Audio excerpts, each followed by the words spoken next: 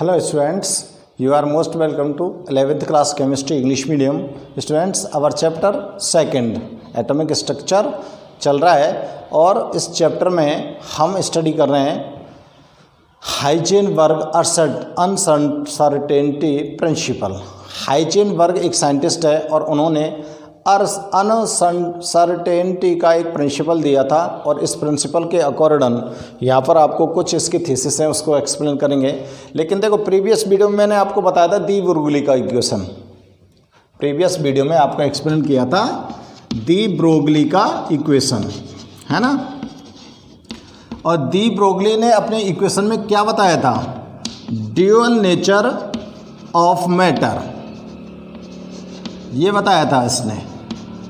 जिस तरह से इलेक्ट्रोमैग्नेटिक जो रेडिएशंस होती हैं, उन रेडिएशंस की यानी कि लाइट की जो ड्यूअल नेचर होती है, ठीक उसी प्रकार से जो मैटर होता है उसकी भी नेचर कैसी होती है? ड्यूअल होती है। इलेक्ट्रोमैग्नेटिक रेडिएशंस की जो ड्यूअल नेचर है उसमें इसकी एक तो वेव नेचर को डिस्कस किया था और एक पार्टिकल नेचर को डिस्कस किया था, ठीक है ना। पार्टिकल नेचर को डिस्कस करने के लिए मैक्स प्लांक ने अपना एक थ्योरी दिया था जिसको आप बोले थे प्लांक्स क्वांटम थ्योरी। ये क्वांटम थ्योरी दी थी ना इन्होंने, और क्वांटम थ्योरी के अकॉर्डिंग इन्होंने बताया था कि लाइट जो आती है वो किसके फॉर्म में आती है? क्वांटा की फॉर्म में आती है, एनर्जी बंडल्स की फॉर्म में आती है। और ये एनर्जी बंडल्स को इसने क्वांटा बोला था। और क्वांटा की जो एनर्जी होती है वो कितनी होती है? E=H न्यू होती है, ठीक है ना। और यहाँ पर वेव नेचर के बारे में दी ब्रोगली ने एक्सप्लेन किया था। दी ब्रोगली ने बताया था, दी ब्रोगली का जो वेव नेचर का इक्वेशन था उसमें आइंस्टीन ने बहुत सारी चीज़ों को एक्सप्लेन किया था। और वेव नेचर के अकॉर्डिंग आइंस्टीन का जो इक्वेशन था ये आपने काम लिया था E=mc², ठीक है ना। और दोनों का यूज़ करके हमने यहाँ पर एक फॉर्मूला डेवलप किया था E=H/mv, ये वाला फॉर्मूला, इसको बोला था हमने डी ब्रोगली इक्वेशन। और इस फॉर्मूले से स्टूडेंट्स आपको कुछ मैंने न्यूमेरिकल्स भी कराए थे। तो देखो, एक क्वेश्चन मैं आपको और कराता हूँ इस इक्वेशन का, उसके बाद हाइजेनबर्ग का अनसर्टेनिटी प्रिंसिपल को एक्सप्लेन करेंगे। तो आपको थोड़ा सा ध्यान दिलाया मैंने क्योंकि मेरे को एक क्वेश्चन कराना है आपको, तो फॉर्मूला थोड़ा सा ध्यान आ जाए आपको इसलिए, ठीक है ना। तो देखो, क्वेश्चन है mass of an electron is, mass of electron इस इलेक्ट्रॉन का मास कितना होता है? 9.1 10⁻³ kg, है ना। And its kinetic energy is, and its kinetic energy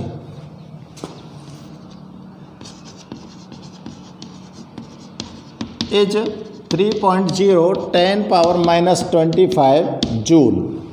ये काइनेटिक एनर्जी गिवन है, ठीक है ना। Then calculate wavelength of that electron, then calculate wavelength of that electron. इस इलेक्ट्रॉन की आप वेवलेंथ को कैलकुलेट कीजिए। तो देखो, आपको यहाँ पर थोड़ा सा ध्यान में रखना पड़ेगा कि क्या क्या चीज़ आपको गिवन है। तो अपने को गिवन है मास ऑफ इलेक्ट्रॉन, कितना है? 9.1 10⁻³ kg।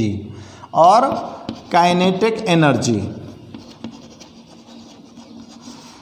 काइनेटिक एनर्जी को E से हम डिनोट करते हैं। फॉर्मूला आपको पता है होना चाहिए इसका, प्रीवियस क्लासेस से आप स्टडी करते आ रहे हो। E = क्या होता है? 12mv² होता है ना। और आपको डिटरमाइन क्या करना है? डिटरमाइन करना है क्या? वेवलेंथ, यानी कि लैम्बडा को डिटरमाइन करना है आपको, ठीक है ना।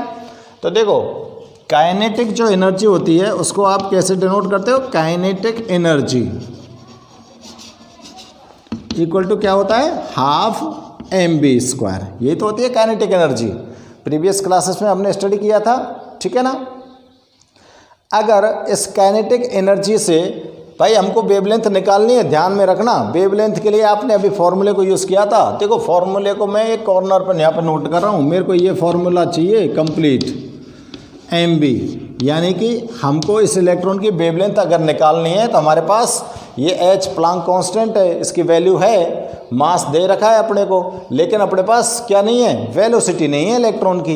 तो हमको क्या डिटरमाइन करके लानी है, इलेक्ट्रॉन की वेलोसिटी। और इलेक्ट्रॉन की वेलोसिटी के लिए यहाँ पर हमको गिवन है क्या, काइनेटिक एनर्जी। तो देखो काइनेटिक एनर्जी का फॉर्मूला ये होता है, और इस काइनेटिक एनर्जी के फॉर्मूले में से अगर मैं वेलोसिटी निकालूं तो क्या हो जाएगा, फॉर्मूला क्या हो गया, E K equal to half m v square. और इसमें से अगर वी स्क्वायर की वैल्यू निकालनी चाहें तो क्या हो सकती है, 2 इंटू ई के अपॉन एम, ये तो आएगी, है ना। और v की वैल्यू निकालें तो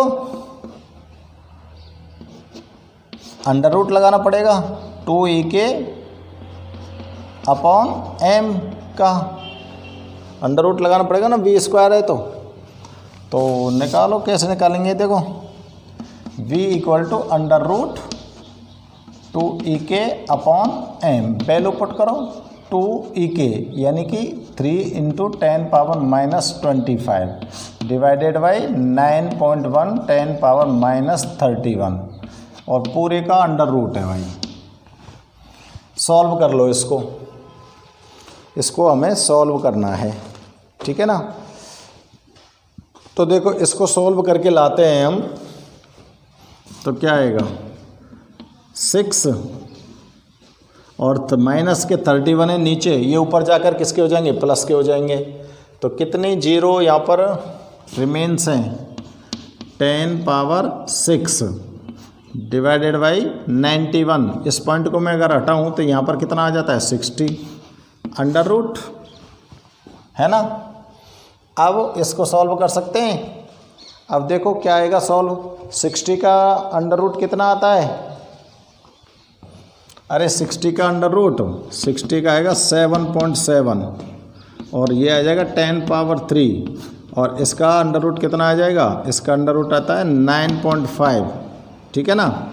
अब 77 और 9.95 का डिवाइड कर दो, पॉइंट हट जाएगा, कैंसिल हो जाएगा।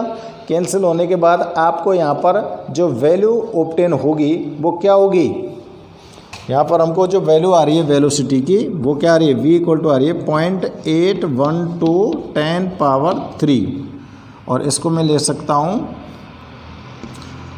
812 मीटर पर सेकेंड। तो वेलोसिटी आ गई अपने पास ये, और इस वेलोसिटी से अब वो वाला फॉर्मूला आप यूज कर सकते हो, ठीक है ना। वेवलेंथ निकालने के लिए क्या करना है, वेवलेंथ निकालनी है। तो यहाँ पे नोट कर रहा हूँ मैं, वेवलेंथ ऑफ इलेक्ट्रॉन, ये वाला फॉर्मूला है ना, लैम्बडा इक्वल टू h की वैल्यू क्या है, सीधे लिख दूँ 34 माइनस के है ना 34, और m की वैल्यू लिखो 9.1 10 पावर माइनस 31, v कितना आया 812। सॉल्व कर सकते हैं, अब तो कोई दिक्कत नहीं है, आराम से इसको, है ना। तो सॉल्व करने के लिए क्या करें, इसको ऊपर ले जाओ, इसको ऊपर ले जाएंगे तो यहाँ पर आपको क्या रिमेन्स होगा, 6.62 10 पावर कितना बचा, -3 बचा, है ना। और नीचे क्या आ गया 9.1 इंटू 812। तो देखो इस पॉइंट को कैंसिल करिए, और इसको जब कैंसिल करेंगे तो आपको 1 0 यहाँ पर इंक्रीज़ करना पड़ेगा, है ना। 1 0 यहाँ पर इंक्रीज़ करना पड़ेगा, तो अब आपके पास वैल्यू हो जाती है 662 10 पावर -3 अपॉन 910812। इसको सॉल्व कर दो भाई, और इसको जब आप सॉल्व करके लाते हो तो आपके पास वैल्यू आती है क्या, 8967 10 पावर -10 मीटर, लेमड़ा की वैल्यू, है ना। और अब अगर हमको ये लेमड़ा को मैं नैनोमीटर में लेके आऊँ तो नैनोमीटर में क्या आएगा भाई, वेवलेंथ को नैनोमीटर में डिनोट करना है ना, तो कर सकता हूँ ना, 896.7 नैनोमीटर। क्यों?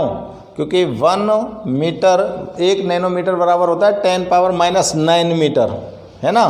तो -9 के लिए मेरे को यहाँ पर पॉइंट लगाना पड़ा था साइंटिफिक नोटेशन के अकॉर्डिंग। तो ये आ गया लेमड़ा की वैल्यू 896.7 नैनोमीटर। यानी कि जो इलेक्ट्रॉन के पास काइनेटिक एनर्जी ये है और मास ये है, तो उसकी जो वेवलेंथ होगी वो क्या होगी, ये वाली होगी। और अब आप इस वेवलेंथ को लेकर कहीं भी स्पेक्ट्रम में चले जाइए और आपको इसका पता भी चल जाएगा कि इलेक्ट्रॉन यहाँ पर किस कलर की लाइट रेडिएशन को इमिट कर रहा है, ठीक है ना। तो ये विजिबल में तो नहीं है, क्योंकि विजिबल तो लास्ट 750 नैनोमीटर में आता है, विजिबल स्पेक्ट्रम तो नहीं है, ये अनविजिबल स्पेक्ट्रम में जाएगा ये इलेक्ट्रॉन। इसलिए आपको ये इलेक्ट्रॉन दिखाई नहीं देते हैं, इलेक्ट्रॉन नहीं दिखते हैं ना अपने को, तो अनविजिबल एरिया रेंज में चला जाएगा।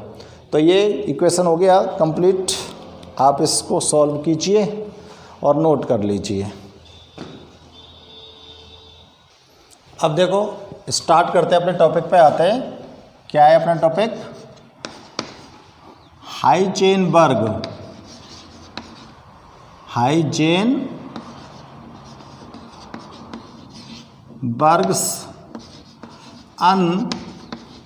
Uncertainty principle. Heisenberg uncertainty principle क्या कहता है? देखो हाइजेनबर्ग ने अपना जो ये प्रिंसिपल था, ये प्रिंसिपल उसने बता दिया था कि मैटर की ड्यूअल नेचर को एक्सप्लेन करने के लिए। मैटर की जो ड्यूअल नेचर एक्सप्लेन की गई थी डी ब्रोगली के अकॉर्डिंग, उसको और थोड़ा सा आगे बढ़ाया और उसी बेसिस पर था ये इसका प्रिंसिपल, ड्यूअल नेचर के बेसिस पर। मैटर की जो ड्यूअल नेचर होती है ना, उसी बेसिस पर हाइजेनबर्ग ने अपना अनसर्टेनिटी का प्रिंसिपल प्रपोज किया। और इन्होंने बताया, वहाँ पर क्या बताया गया था डी ब्रोगली के अकॉर्डिंग? डी ब्रोगली ने बताया था कि मैटर जो होता है उसकी नेचर ड्यूअल होती है, वेव नेचर होती है और पार्टिकल नेचर होती है, ठीक है ना। और पार्टिकल नेचर में उसने बताया था कि पार्टिकल्स जो होते हैं वो क्वांटा होते हैं, एनर्जी बंडल्स होते हैं मैक्स प्लैंक के अकॉर्डिंग, और क्वांटा जो होते हैं उनके अंदर एनर्जी होती है। और क्वांटा को प्लैंक ने लास्ट में बोला था फोटोन।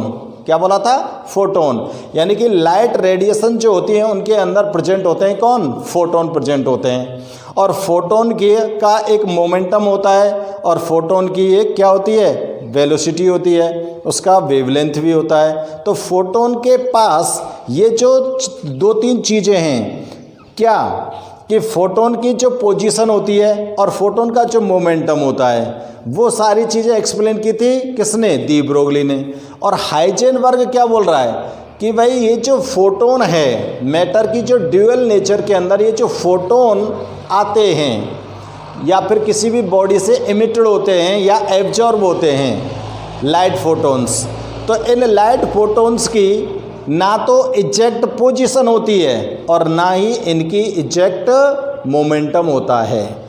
यानी कि हाइजेनबर्ग क्या कहना चाह रहा है? हाइजेनबर्ग कहना चाह रहा है कि फोटोन की जो पोजीशन और मोमेंटम होते हैं वो एग्जैक्ट नहीं होते हैं, वो अनसर्टेन होते हैं, यानी कि वो चेंजेबल होते हैं।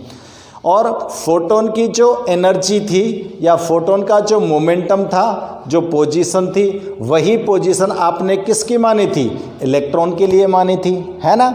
तो इस थ्योरी के अकॉर्डिंग इलेक्ट्रॉन की भी पोजीशन और मोमेंटम दोनों कैसे हैं? अनसर्टेन है, यानी कि वो एग्जैक्ट नहीं है, एकदम सटीक, यानी कि कांस्टेंट नहीं है, वो चेंजेबल है, वो बदलते रहेंगे। यानी कि वो बदल सकते हैं, कभी कम हो सकते हैं, कभी ज़्यादा हो सकता है, मोमेंटम कभी घट सकता है, कभी बढ़ सकता है। तो आप उसको एक एग्जैक्ट पोजीशन में मोमेंटम को नहीं डिनोट कर सकते अकॉर्डिंग टू हाइजेनबर्ग। है ना, और ना ही उस फोटोन की पोजीशन को आप डिनोट कर सकते हैं। तो देखो इसका जो ये प्रिंसिपल है उसको हम यहाँ पर चेक करते हैं। इन 1927 हाइजेनबर्ग प्रपोज्ड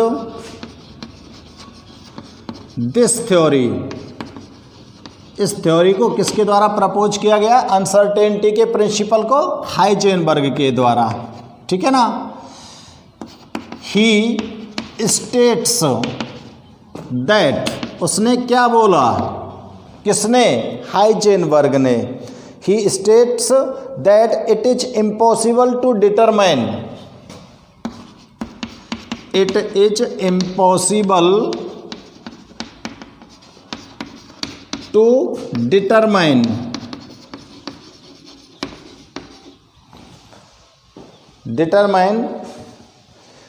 simultaneously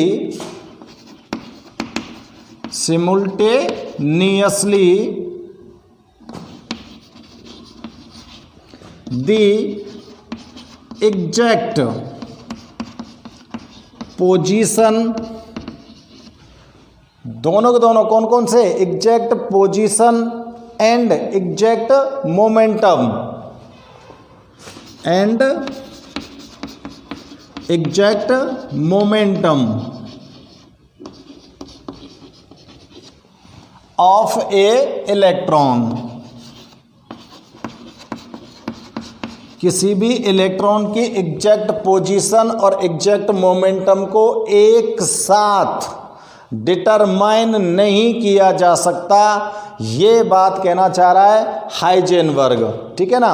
अब यहाँ पर मैं इलेक्ट्रॉन को डिस्कस कर रहा हूँ क्योंकि इलेक्ट्रॉन जो होता है उसकी जो वेवलेंथ है, उसकी जो एनर्जी है, उसका जो मोमेंटम है वो किसके इक्वल मान लिया गया था ड्यूअल नेचर में? डी ब्रोगली ने फोटोन के इक्वल मान लिया था, ठीक है ना। और जो फोटोन होते हैं वो लाइट रेडिएशन में आते हैं, और ये जब इलेक्ट्रॉन के इक्वल हो गया तो यहाँ पर हम इलेक्ट्रॉन वर्ड को यूज़ कर सकते हैं। तो हाइजेनबर्ग यही कह रहा है कि ये पॉसिबल नहीं है कि आप एक साथ किसी भी इलेक्ट्रॉन के पोजीशन और मोमेंटम को डिटरमाइन कर सकें, ठीक है ना। अब देखो ये थ्योरी क्या कहती है। According to this theory, according to this theory, the multiplication between uncertain position, the multiplication of uncertain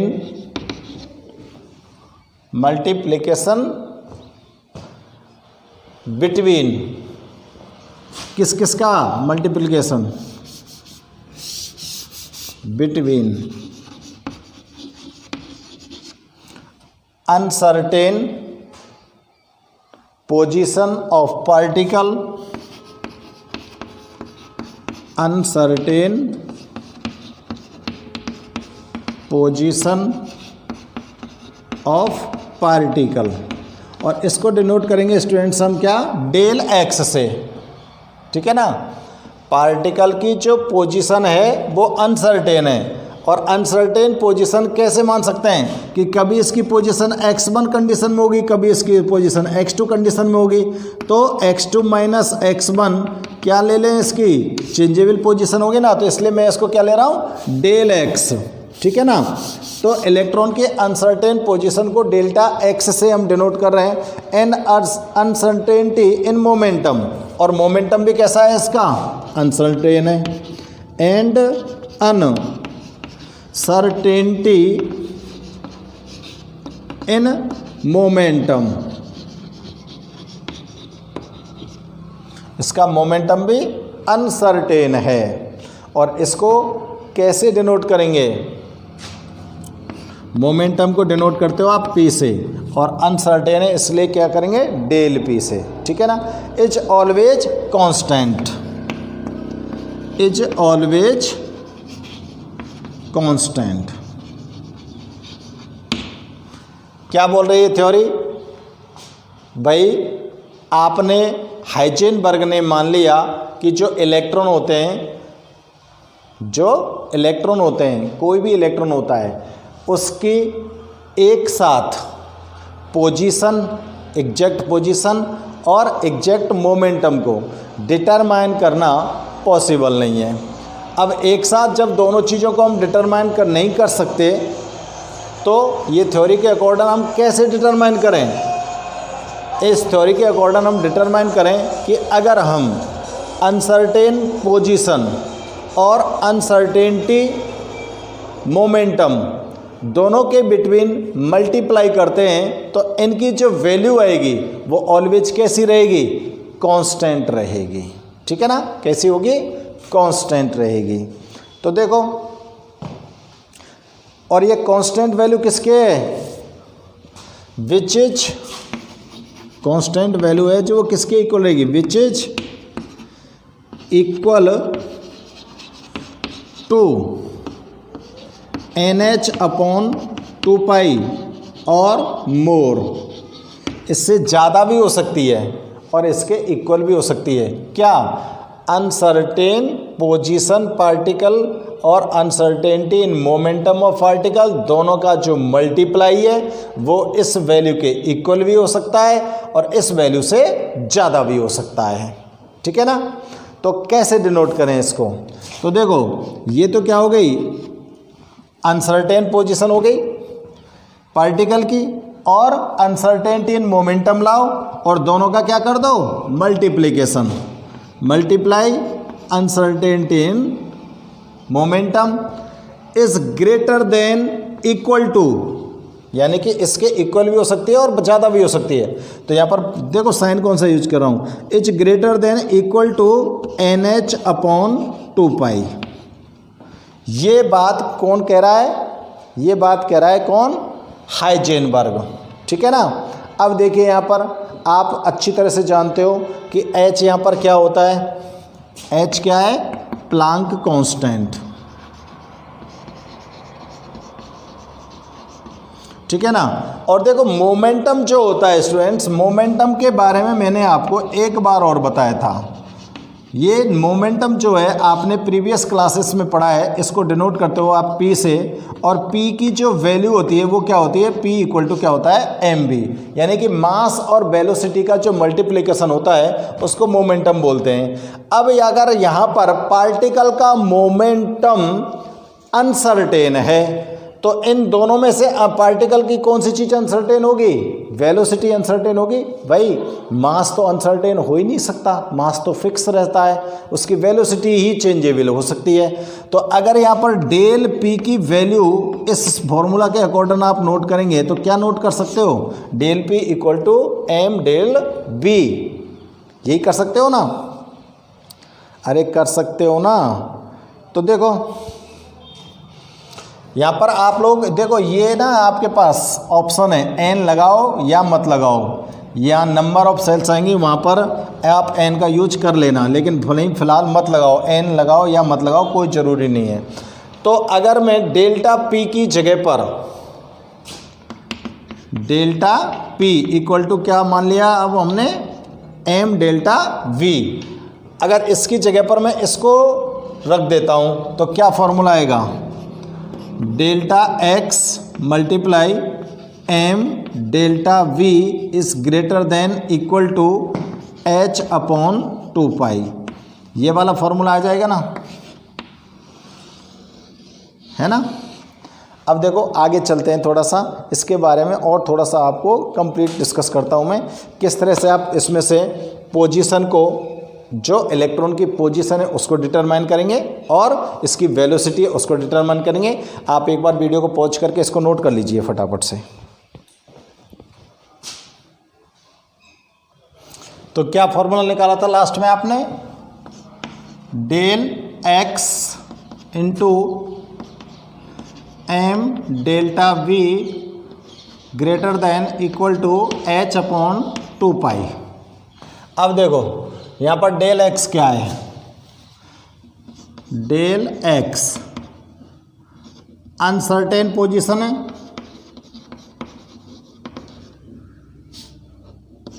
electron की, ठीक है ना। और आपने डेल्टा पी की जगह पर ये लिखा था, डेल्टा पी क्या होता है, ये क्या था, अनसर्टेनिटी इन मोमेंटम था, और मोमेंटम को हमने डिनोट कर दिया एम डेल्टा वी के अकॉर्डिंग, ठीक है ना। अब अगर यहाँ से मैं इसकी वेलोसिटी निकालना चाहूँ तो कैसे आएगी बताओ। डेल वी इक्वल टू क्या हो सकता है, del v is greater than equal to h upon 2 पाई। तो किसका मल्टीप्लाई करोगे, डेल्टा एक्स का और एम का मल्टीप्लाई नीचे कर दोगे ना।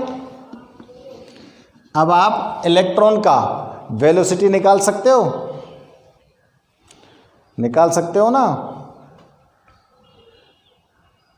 अब देखो यहां पर अगर वेलोसिटी को इंक्रीज करते हैं, हम क्या करते हैं, वेलोसिटी को इस फॉर्मूले के अकॉर्डिंग देख रहे हैं हम।